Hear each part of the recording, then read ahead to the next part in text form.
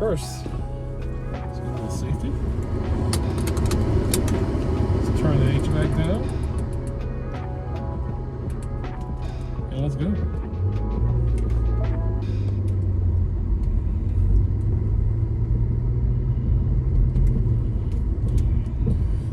So definitely gonna have to work on dynamic range with this front-facing camera, but it is what it is, and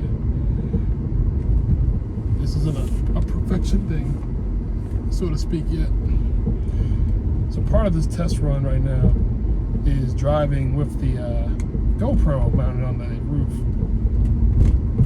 And ignore the clunking noise if you hear that. On a future episode, we'll be taking care of that, as we got a sway bar with no bushings. Hence, we're not going far, just going to quick trip. But anyways, back to this GoPro footage. So I had dreamed and aspirations of using my drone to make footage of this cars and cars I review.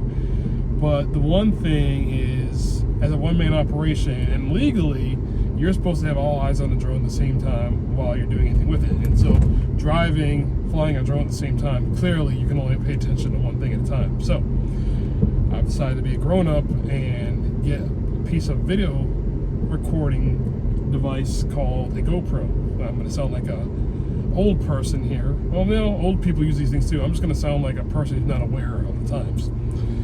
So anyways, you know, I've seen a lot of people have these suction cupped to their cars and doing track events and all sorts of things, and I am one who is prone to failure with common things. So I'm just doing this leisurely drive to the gas station in order to test out what it's like driving with this on there and hoping that it doesn't fly off. And if it flies off at the speeds I'm going at, it should survive and I'll be able to pick it up and figure out a better way to do this, or it should just work and not come off the car and just fine. You know, and before putting it on, I cleaned off the area pretty well. The suction cup was was tested well.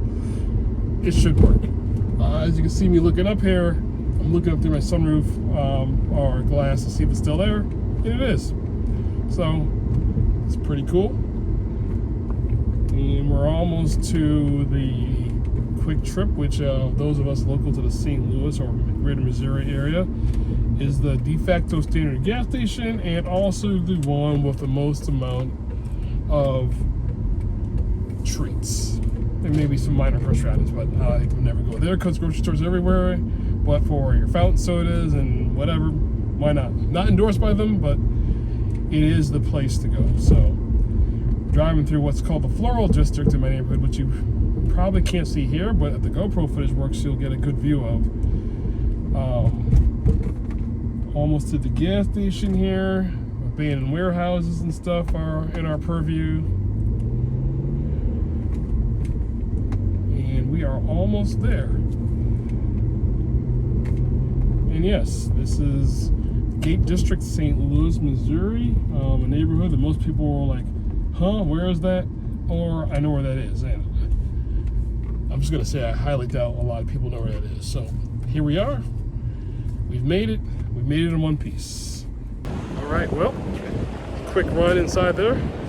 Got my tasty sodas, tasty snack, and now we'll drive back. Maybe I'll try a different mounting point just to see how things go as we drive the Audi back home. So there it is. Camera mounted, and let's head back. All right, let's head back. So one of the neat things about my neighborhood is there are a lot of one-way streets, and getting around efficiently sometimes requires a little bit of alley driving, which we're about to see. So you can get around pretty quickly. And let me wait for this police officer to hurriedly park at the quick trip. I guess he either has to go to the bathroom or that needs for a nice quick trip hot dog or something rapidly. But anyways, back to driving through alleys and cutting through. So it's kind of neat. You can kind of slowly hustle through these neighborhoods to get to where you need to go quickly. And I say slowly hustle because you really shouldn't be driving too fast through these alleys here, but you know, to each their own. I got some wild neighbors that do seem to like to go 30 miles per hour down these things, which I'm waiting for the day somebody hits one of these trash dumpsters out there, because it's not quite as wide a thoroughfare as it seems. So as we're heading down here, we're kind of behind the flower district, and the reason why we made a turn obviously is because that road that we were just on became a one-way. So rolling bike here, and believe it or not, I'm not going that quick. I'm going a 10 miles per hour according to my speedometer, but it seems fast. And here we go.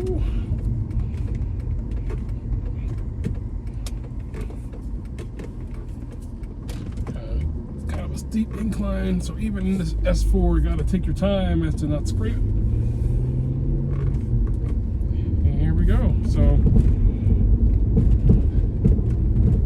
this neighborhood, we'll go a little real estate instead of car for a little while, has been kind of redeveloped over the last 20-ish years, and I think it's really starting to see its potential as, if you're thinking of SimCity, right, you build your residential. A lot of people build residence first and then industrial, then commercial. And so here it would appear to rebuild. They did residential and residential and residential, and now finally in the last 10 years or so, a shift has been to commercial properties. So it's not bad. You know, I've been here for about the last 10, so I've been able to rapidly appreciate the fruits of the development companies that have been working on this. Others have not. They've been here the whole time. I always wonder what it's like for them to have lived here this whole time without any grocery and stuff like that, which we now have. A couple have popped up in the last 10 years, and now we're starting to get fun stuff and other commercial things like a Target. Sounds so basic, but yeah, Target. And I think Topgolf is going in, which, you know, a little entertainment. And then, of course, there's a lot of other things. A lot of them, places like here in St. Louis, if you haven't been yet, there's the City Foundry, which is kind of like a restaurant incubator. So a lot of folks are able to go there and start their restaurant startup there, and I think it's something like you get a year and X amount of funding. I might be talking complete nonsense, but it's a lot of new restaurants. They get to have a start, and it's a great location where if you want to go out to eat with some friends, people don't know what they want to eat, just head there. There's something for everybody. You don't have to kind of think it out first. You just go there, and everybody goes to where they want to get some food, and then meet at the common table, and you're good to go.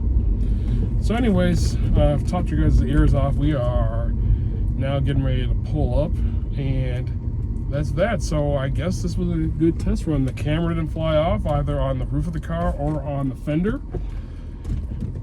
I haven't tried a highway or anything faster. Maybe I'll get the courage to do that on one of these videos that I'm doing. And that's it, guys. Catch you later. If you like this type of day in the life content of a regular person who enjoys cars, please feel free to like, subscribe, do all that. I'll start having more regular updates as we go, as I'm getting more and more comfortable doing this. Catch you guys later.